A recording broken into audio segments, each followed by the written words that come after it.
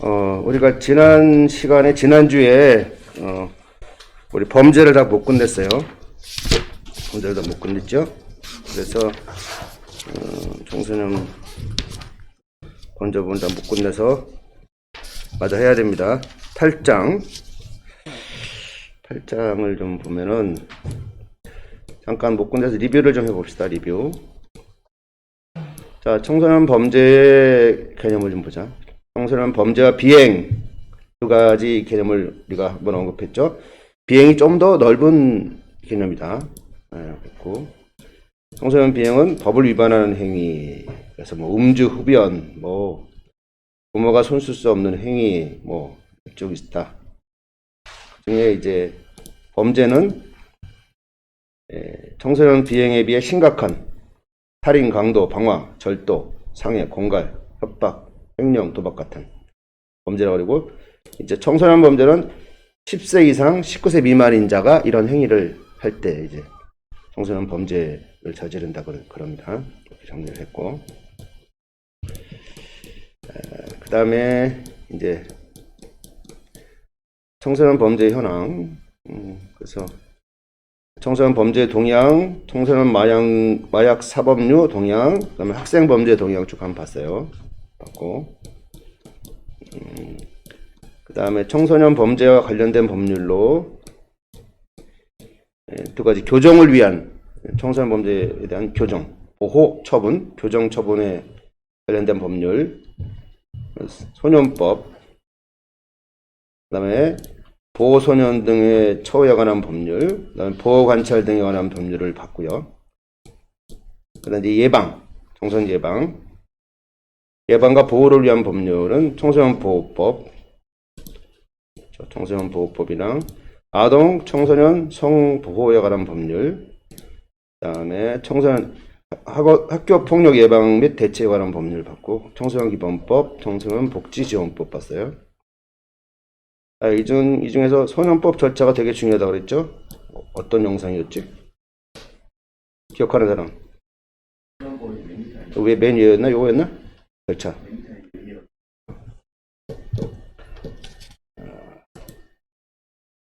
자, 그래서 소년법을 전체적으로 봤고요. 그 다음에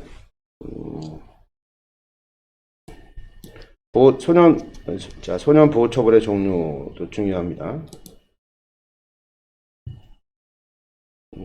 이거는 하지 말자. 하지 말고.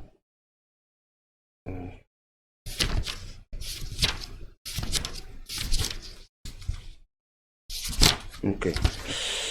자, 이렇게 봤고, 4장, 섹션 4. 청소년 범죄 예방 및 범죄 청소년에 대한 복지적 개입 방안에서 첫 번째, 우리가 청소년 범죄 예방 활동, 경찰 예방 활동, 검찰 예방 활동, 법무부 예방 활동 봤어요. 그 다음에 청소년 범죄에 대한 교육. 여기서 이제 소년원 교정교육. 소년원 교정교육에서 여기서 이제 소년원 교정교육이 요거죠.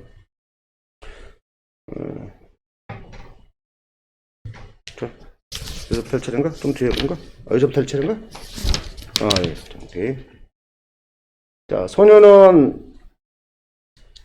자.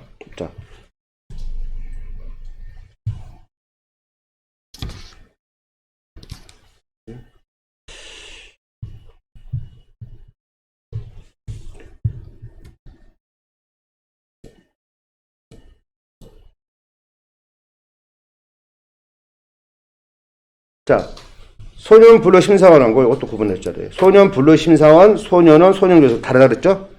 세 가지가 구분했죠. 제일 센 게 어디예요? 소년 교도소. 세다? 사연이 좀 그렇다. 우습다. 그러니까 형사처벌 받으면 소년 교도소로 가는 거야. 유죄 판결되면. 그 다음에 이제 그 보호처분 받으면 소년원. 중간에 잠시 있는 데가 소년 분류 심사원. 이런다 그러죠. 기억 안 나? 이건 9분짜리인데 긴데. 자, 소년교도소는 언제 갑니까? 형사처벌 14세 이상 19세 미만 범죄 소년인 경우 이제 검찰에 송치된 이후에 검찰이 이제 형사처벌하기 위해서 이제 유죄 판결을 법원에 넘겨서 법원에서 유죄 판결을 받으면은 소년 교도소로 가게 돼요. 여기 제일. 그 다음에 소년원은 보호처분 받는 거죠. 받는 거예요. 소년은.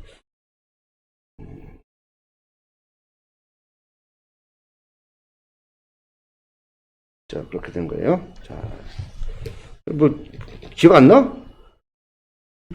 다 기억이 안 난다는 표정이야. 저희 한 주 사이에 많은 일이 소년 분류심사원 이따 나중에 한번 잠깐 봅시다. 이것도 중요하니까. 소년 분류심사원 기억납니까?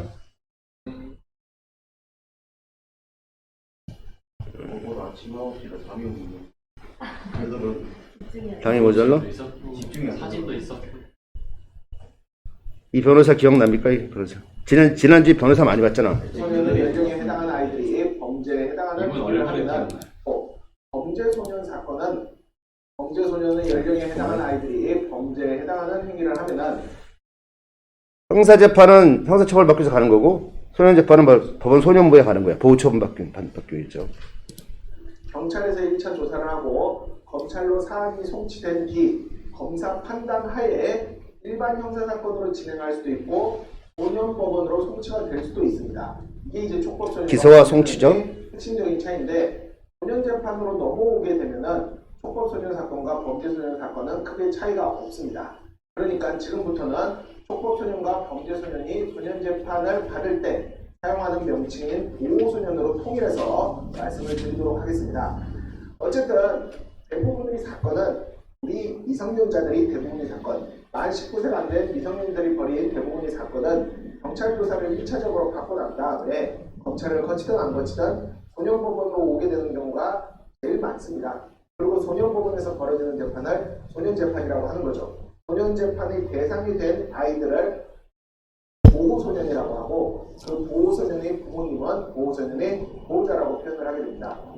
소년재판은 보호소년이 어떤 범죄를 저질렀는지 그리고 보호소년에게 재범 가능성이 얼마나 있는지 등에 따라서 종국적으로 소년보호처분이라는 처분을 내리기 위한 재판입니다.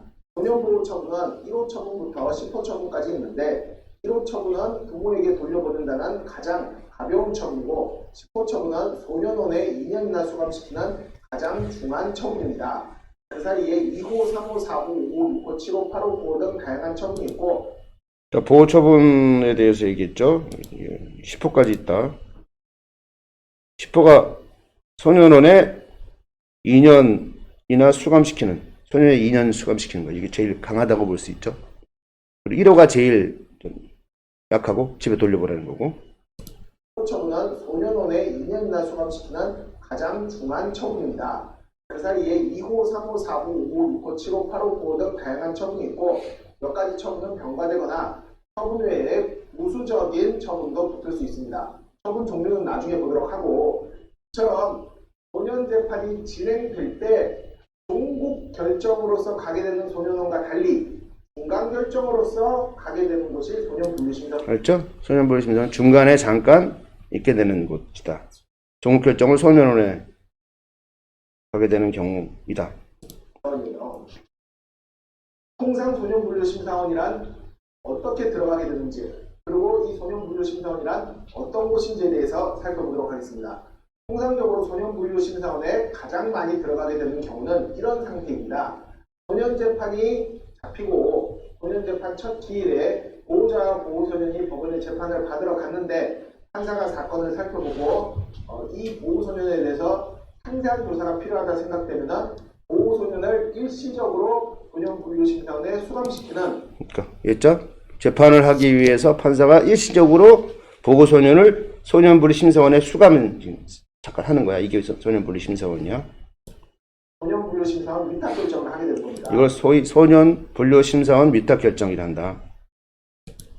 그런데 이 소년분류심사원은 소년원과는 달라요. 소년원과 다르다. 소년원은 종국 결정으로 가는 것이고 종국 결정으로서 가는 곳이라고 했지만 소년분류심사는 말 그대로 일시적입니다. 짧게는 2주부터 길게는 9주까지 갇혀 있을 수 있는데 2주에서 9주까지 갇혀있는 동안 법무부 소속 분류심사관이 이 소년에 법무부 소속 분류심사관이 소년을 관찰하게 됩니다.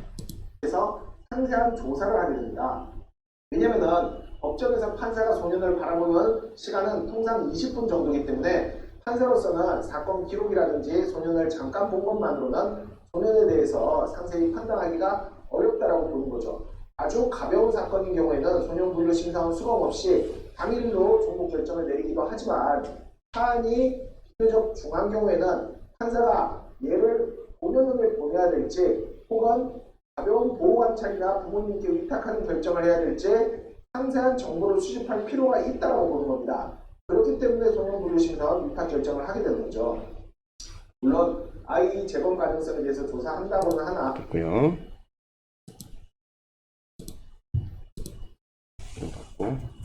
자, 이 정도 기억하고 소년분류심사원, 소년원, 소년교도소 이렇게 구분할 줄 알아야 돼요. 됐고, 자, 소년원. 자, 소년원 교정교육 한번 봅시다. 소년원 교정교육. 자, 소년원에서 법원 소년부의 보호처분을 받아서 가는 데가 소년원이죠. 여기에 성취된 비행 청소년을 수용 보호하는 것이 바로 소년원입니다. 여기서 이제 교정교육을 하는데 거기 교정교육 중에 초중등교육에 의한 교과교육이 있어요. 이런 거는 학력을 인정해 줄 수 있는 거죠. 그 다음에 근로자 직업 능력 개발에 의한 직업 능력 개발 훈련도 있어요. 여기서 훈련을 시켜주는 거예요. 그 다음에 약물 남용이나 발달장애, 신체장애로 집중치료나 치료도, 그 다음에 특수교육, 필요한 소년에 대한 의료, 재활교육, 심리치료, 그다음에 사회봉사활동 등 인성교육을 병행을 해준다. 여기서 이제 소년원에서 이런 걸 해주는 거죠. 여기 이 중에서 이제 초중등교육에 의한 교육교육 있죠? 요거를 요거는 이제 초중등교육법에 의한 정규학교 체제로 전환. 학력을 인정해 주는 거지. 그래서 공부한 거를. 오케이. 그래서 학업과 연계해서 기회를 부여해 줍니다. 그래서 요 교육과정을 마친 학생은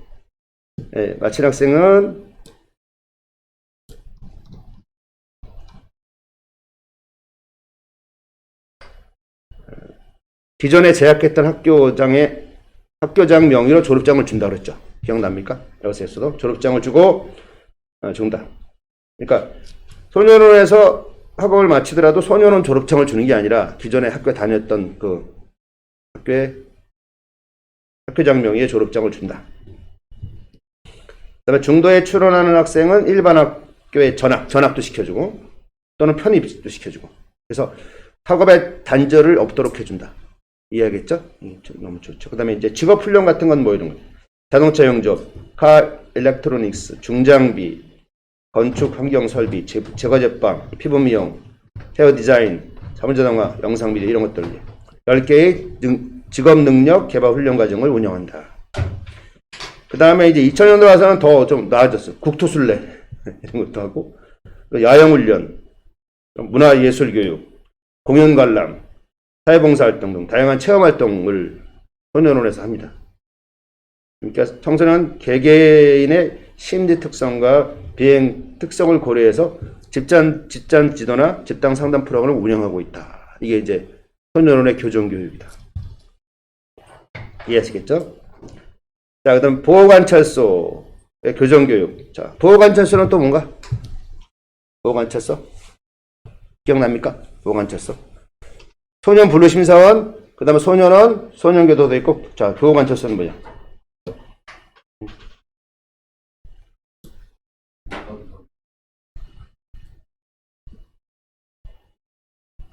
이거 본 거 같은데, 영상?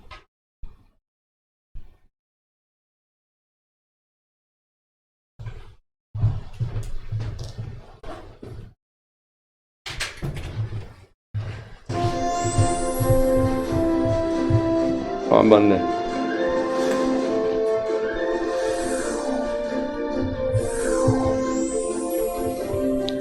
자, 보호관찰소의 개장으로 인하는 그것에서 평범한 일상이 깨어져서 오는 사람들을 참 많이 보잖아요.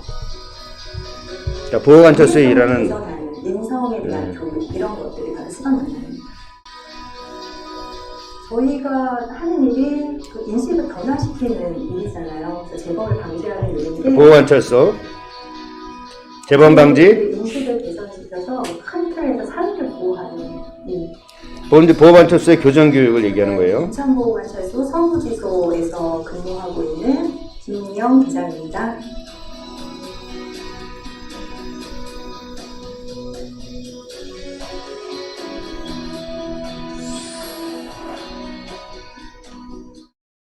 이 기관은 이제 범죄인들을 수용시설에 구금하지 않고 사회, 그리고 가정, 그리고 뭐예요? 범죄인을 수용시설에 구금하지 않고 신체적으로 구속하지 않고 사회와 가정과 학교 정상생활을 하도록 해주면서 이제 학교, 보호관찰을 하며 교정교육을 해주는 거죠. 보호관찰관의 지도를 받게 하는 일을 하고 있습니다. 정상생활을 하면서 보호관찰관의 지도를 받게 하는 거예요. 예.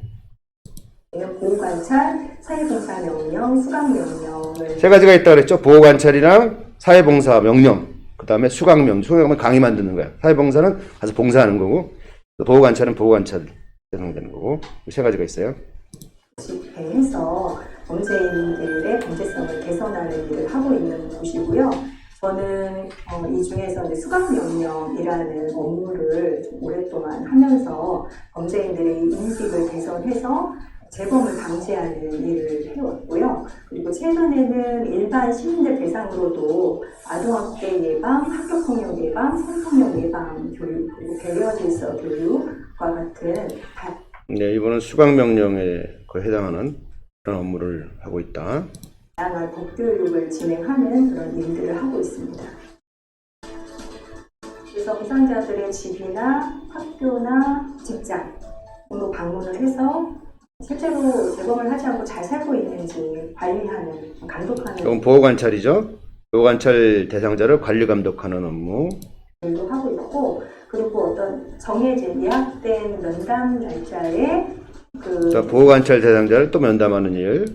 대상자들이죠. 보호관찰 대상자들이 오면은 면담, 상담 이런 것들도 진행을 하고 수강명령 교육과 같은 것도 수강명령 교육 같은 경우에 교육하는 거죠. 정해진 날에 교육 받을 수 있도록 해주는 거. 정해진 날짜에 와서 교육을 받고 또 사회봉사 명령가 된 분들도 저희가 그분들을 배치를 해서 사회봉사 명령 경우에는 해당 범죄자를 각 복지관에 연결해서 이제 사회봉사하도록 하는 거죠. 복지기관이라든지 농촌으로 보내서 집행하는 그런 일을 하고 있는 겁니다. 범죄를 하고 나서 이후에 그 사람들의 인식을 변화시켜서 재범을 막는 것도 굉장히 중요하지만 범죄를 사전에 예방하는 것도 굉장히 중요하다고 생각이 들거든요. 주로 이제 초등학교, 중학교, 고등학교 학생들, 그리고 교사, 학부모님들, 그리고 일반 시민들 대상으로도 다양한 법교육들을 하고 있습니다. 요즘에 뭐 청소년 비행 문제가 굉장히 사회적으로 좀 이슈가 되고 있는데, 그래서 법교육을 나가서 법을 잘 지키고 건강한 시민으로 성장할 수 있도록 굉장히 많이 다니고 있는데요. 어릴 때부터 이런 법에 대한 준수를 해야 된다라는 것들을 인식을 많이 시키다 보면은 이 친구들이 나중에 어른으로 성장했을 때 우리 사회를 유지시키고 건강하게 만드는 아주 훌륭한 어른으로 성장되어 있을 거라고 봅니다.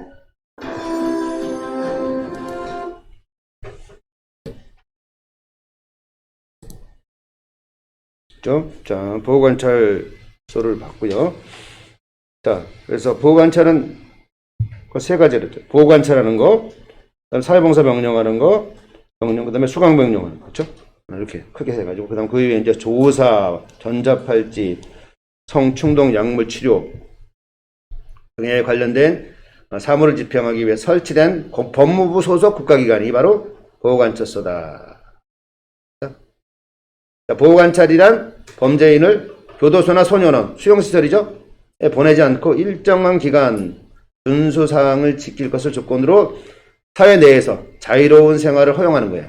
하면서 보호관찰관의 지도, 감독, 원호를 받게 하는 거죠.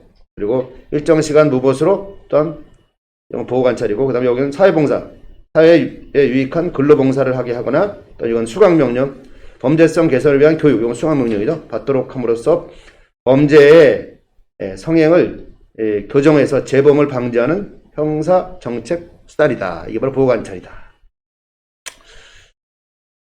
이것은 이제 1989년 7월 1일부터 소년법에 대해 최초로 시행된 보호관찰이 됐고, 그 다음에 점점 확대되고 있어요. 보호관찰이.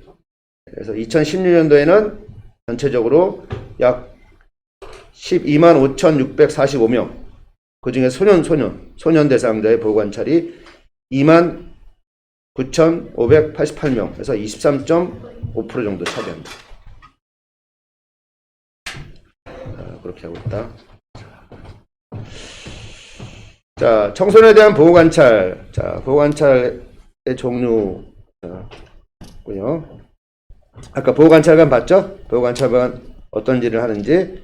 보호관찰관이 청소년 대상자와의 초기 면담을 하고, 그 다음 재범 위험성 평가를 통해 대상자를 일반, 주요, 집중 대상자로 분류하고, 그 다음에 분류 등급에 기초해서 차별화된 지도와 감독을 실시를 하는 것이 보호관찰관입니다. 그래서 이들은 주거지 방문, 아까 방문했다고 그랬죠? 생활 근거지에서 면접 등 현장 중심의 적극적이고 역동적인 보호관찰을 전개하고 있다. 이 보호관찰이다. 요게 지금 아까 보호처분의 10호까지 우리 책에 나오죠? 여기 보호처분의 10호. 이거 쭉. 여기 보면은, 자, 여기 보면은, 자, 1호. 제일 가볍다. 즉, 보호자 또는 보호자를 대신하여 소년을 보호할 수 있는 사람에게 감호 위탁해 주는 거예요. 집으로 돌려보내는 겁니다. 10세 이상. 이제 제한은 6개월. 제한 6개월. 자, 그 다음에 가장 센 게 10호. 이건 뭐야? 소년원 송치합니다. 소년원에. 이건 2년 이내. 대상 연령 12세 이상 돼야 돼요. 그다음 여기 보면은 이제 부호도 소년원 송치죠. 요거는 6개월 이내. 6개월 이내 부호. 그 다음에 8호도 소년원 송치예요. 요거는 1개월 이내. 그러니까 8호, 9호, 10호가 이 소년원 송치야. 그렇죠? 그다음에 7호는 병원, 요양소 또는 보호 소년 등 처우에 관한 법률에 따른 소년 의료 보호시설 위탁. 6개월 정도. 6호는 이제 아동복지법에 따른 복지시설. 그 밖에 소년 보호시설의 감호 위탁. 이게 6호야. 자, 그 다음에 보호관찰이 4, 5호인데, 5호는 바로 보호관찰관의 장기 보호관찰, 약 2년 정도. 그 다음에 4, 5는 보호관찰관의 단기 보호관찰, 이건 1년 정도. 그 다음에 3호는 바로 이 사회봉사명령, 직접 법원에서, 소년재판에서 명령 내리는 거죠. 사회봉사명령. 그 다음에 2호는 이제 수강명령.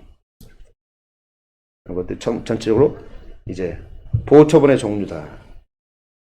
이것도 중요하니까 어느 정도 알고 있어야 됩니다. 소년원에 가는 게 몇 호, 10호, 9호, 8호. 그렇다. 그리고 기억해요. 2년 이내, 6개월 이내, 1개월 이내다. 제일 가벼운 1호다. 보호자에게 감호 위탁하는 거. 그 다음에 2호는 수강명령, 3호는 사회봉사명령, 4, 5호는 보호관찰명령, 6호는 복지시설 위탁, 복지시설이나 소년보호시설 위탁, 그때 7호는 소년의료보호시설 위탁. 이렇게 되면 기억하시고요. 자, 그 다음에 보호관찰소의 교정교육 중에서 보면은 소년 전담 직원제라고 써. 소년 직원제. 소년 전담 직원제. 그래서 2011년부터는 재범 위험성이 높은 청소년 대상자 등에 대한 지도 감독을 강화해서 직접 소년 전담 직원제를 확대 운영하고 있다. 그래서 다양한 사회자원 연계를 통한 특화된 처우, 집중 감독을 실시하는 등 소년 보호 관찰 대상자의 재범 방지를 위해서 노력하고 있다. 이게 이제 소년 보호 관찰소의 교정 교육입니다. 자, 봤고요. 이걸 봤죠? 그 다음이 이제 자, 범죄 소년에 대한 복지적 개입 방안. 범죄 소년에 대한 복지적 개입 방안은 두 가지가 있어요. 두 가지가. 여기 보면은 어떤 게 있냐면은 범죄 소년 범죄 예방, 그다음에 사회 적응, 자립 지원을 위해 맞춤형 프로그램을 제공해 줄 필요가 있다. 맞춤형 프로그램을 제공해 줄 있다는 거예요. 맞춤형. 그래서 복지적 개입 방안은 맞춤형 프로그램을 제공할 필요가 있다. 그래서 요거는 보면은 우리 책 215페이지 봅시다.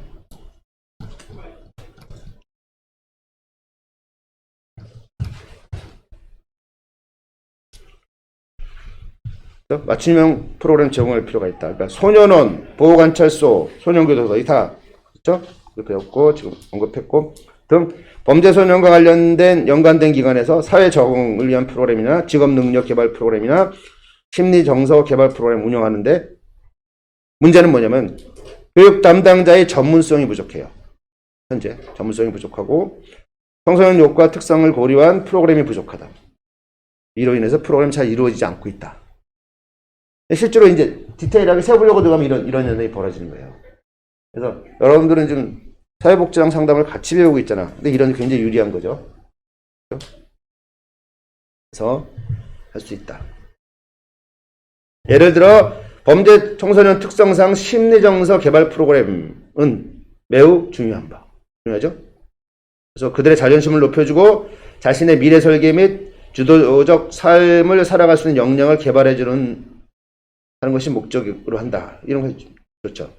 이처럼 범죄 소년에 대한 심리정서 지원은 이들의 변화를 위해 가장 중요한 영역임에도 불구하고 프로그램의 체계적 진행이 어려움이 있다. 현재가 이래요. 디테일하게 그 분야에 더 세부적인 전문가들이 없다는 거죠. 대상자에 맞는 심리정서 프로그램을 제공하는 것이 부족하다. 현재 이게 부족하다는 거예요. 이런 것들이 이제 더 해줘야 된다. 그 다음에 이제 두 번째는 자, 초범 청소년의 재범 방지를 위한 적절한 대응 체계 마련이 필요하다. 그러니까 처음 범죄를 저질렀을 때 초범이 재범하지 않도록 하는 이러한 적절한 대응 체계가 필요하다는 거예요. 자, 책 봅시다. 두 번째 보면은 자, 초범 청소년의 재범 방지를 위한 적절한 대응 체계가 있어야 한다. 청소년 범죄는 사소한 비행에서 시작되죠. 그렇지만 다시 재범을 반복하는 하기 쉽습니다. 그래서 초년 범죄는 그 초기 개입이 무엇보다도 굉장히 중요하다. 그래서 초년 범죄자들이 처한 환경을 분석하고 교육을 통한 재범을 예방하는 것이 굉장히 중요하다. 얘기합니다. 그래서 저기 보면은 자, 김은영, 이후중 연구에 따르면 초범 후 6개월 이내에 재범을 저질렀던 경우가 48.9%, 반 정도가 재범을 저지른다는 거예요. 그 다음에 1년 이내에 재범을 하는 경우까지 포함한다면 약 72.9% 재범을 하고 굉장히 높은 거죠. 초범에 재범하는 게 다시 범죄를 하는 게. 그러니까 초범에 대한 재범 방지가 굉장히 중요한 것이다 하는 거예요. 실제로 이 청소년 상습 범행을 감소시키기 위해서 이 많은 국가에서 도입하는 하고 운영하는 그냥 제도가 있는데 이게 다이버전 프로그램. 재범 방지를 위해서. 이거는 이제 재범 방지를 위해서 하는 게 다이버전 프로그램이라고 있습니다. 이것은 이제 어떤 범행을 저지르냐, 그걸 이제 벌 내리는 게 중대하지 않고 개선 가능성이 엿보이는 청소년에 대해서 소년법원에 의해서 이제 교정을 되게 중시하는 거예요. 사법 절차를 받기보다 대안적 치료를 받을 수 있도록 전환해서 소년 사법 체계에 노출되는 청소년 수를 감소시켜서 범죄자로서의 낙인을 막아서 결과적으로 사후 비행을 줄이는 데 목적으로 하는 게 다이버전 프로그램이라고 했어요. 그러니까 처벌이 목적이 아니라 대안적 치료를 목적으로 하는 이런 프로그램. 이것이 이제 초범의 재범 방지를 위한 것들이다. 그리고 미국의 텍사스주의 경우에는 소년이 경미한 범죄를 처음 저질렀을 경우 초범이죠. 소년범과 그 부모는 8주간 교육 상담 프로그램을 이수해야 한다. 그래서 이들은 청소년 보호관찰부 직원, 그 다음에 경찰관, 법원 관계자, 그 다음에 청소년 상담사, 교수로부터 8주간 수업을 들은 후에 90일 내에 다른 비행을 저지르지 않을 경우 범죄 기록이 영구히 삭제돼요. 이런 미국에서 하는 거죠. 이렇게 해서 초범의 재범을 방지하는 그러한 시스템을 갖고 있다.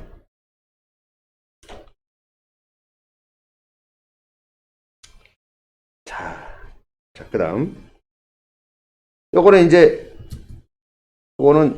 범죄 소년에 대해서 복지적 개입을 하는 방안들을 본 거예요. 범죄 소년에 대해서 복지적 개입. 그래서 맞춤형 프로그램을 제공해 줘야 되고, 초범 청소년 재범 방지 프로그램이 있어야 된다는 거. 그 다음에 네 번째는 이제 범죄 피해 청소년, 범죄의 피해를 받은 청소년에 대해서 어떻게 복지적 개입을 해야 될 것인가 하는 부분. 피해 청소년 경우. 자, 첫 번째 보면은 범죄 피해 청소년의 심적 폐해를 조기에 회복할 수 있는 방안이 필요하다. 뿐만 아니라 이 피해 청소년의 부모에 대한 부분들도 대책이 필요해요. 부모의 인식 전환, 이들에 대한 지원 대책, 이것이 필요하다는 거예요. 자, 책 보면은 216페이지 한번 보세요. 범죄 피해 청소년에 대한 복지 개입. 그렇죠? 보면은 범죄 피해 청소년의 심리적 폐해, 심적으로 타격을 받았겠죠. 이런 심적 폐해를 조기 회복할 수 있는 방안이 있어야 한다. 그렇죠? 그래서 이 청소년은 범죄 피해를 당하게 되면은 피해받죠. 그러니까 부모가 어떻게 대해주냐가 이후에 정신적 피해 치료에 매우 중요하네요. 피해받은 부모가 어떻게 되냐. 그리고 심지어 자녀의 범죄 피해로 인해 자녀보다 오히려 부모의 정신적 피해가 더 큰 경우가 있어요. 이런 경우. 그래서 이런 경우도 이제 청소년기의 자녀가 범죄 피해를 겪게 되면 부모에 대한 심리 상담이나 정신적 상처 치료를 위한 지원도 제공해 줘야 된다. 그러니까 피해 청소년뿐만 아니라 부모와 가족에 대해서도 심리 상담과 정신적 상처를 치료할 수 있도록 해줘야 된다. 근데 불행하게도 아직 우리나라는 국내에는 이런 프로그램을 제대로 갖춰지고 있지 않아요. 피해 청소년에 대해서는. 미국의 경우에는 이제 이러한 프로그램들이 있어요. 피해자와 피해자 가족을 위한 이런 지원 프로그램이 바로 쉐이프 하버 프로그램이에요. 쉐이프 하버 프로그램. 이거 갖추고 있다. 이런 거 우리나라도 갖춰야 되죠. 특히 여러분들이 사회복지랑 상담을 같이 공부하는 사람들은 이런 걸 관심을 많이 가져야 돼요. 그러니까 쉐이프 하버 프로그램은 아동학대, 그 다음에 가정폭력, 그 다음에 데이트폭력, 그 다음에 스토킹 등 폭력범죄로 인한 피해자 및 피해자의 가족에 대한 지원을 활발하게 수행하고 있다. 이것이 이제 쉐이프 하버 프로그램이죠. 그래서 쉐이프 호라이즌의 대표적인 프로그램이다. 그죠? 그래서 피해자뿐만 아니라 피해자 가족에 대한 지원 프로그램도 가지고 있어야 한다.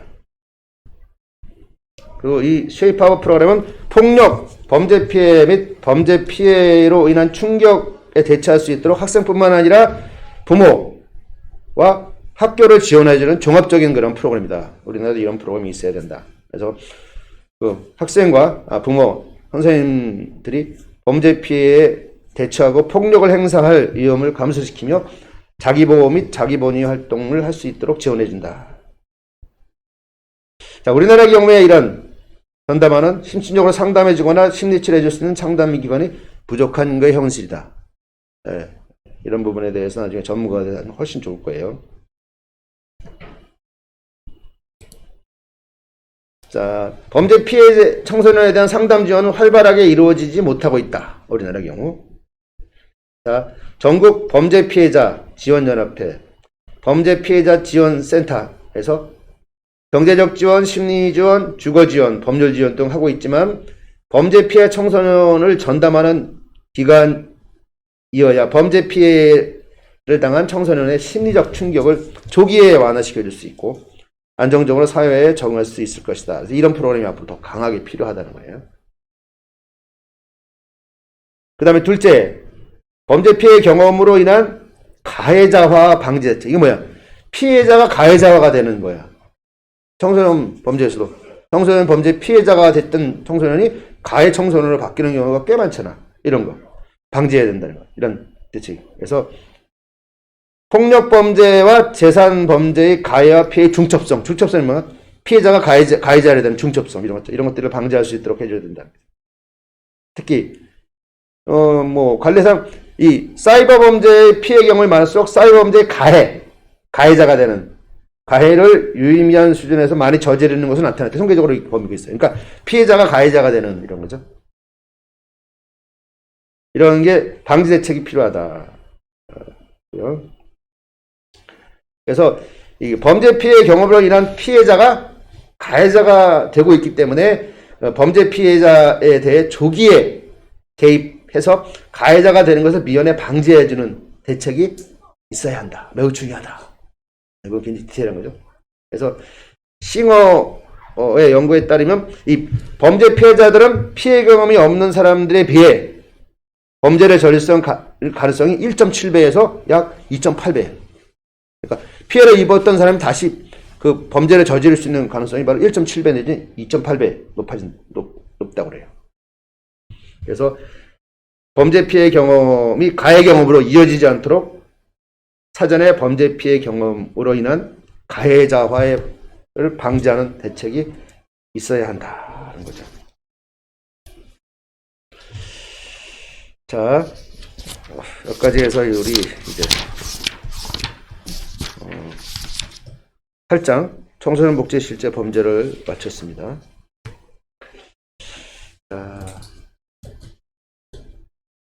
잠깐 쉬었다가 우리 9장을 하죠.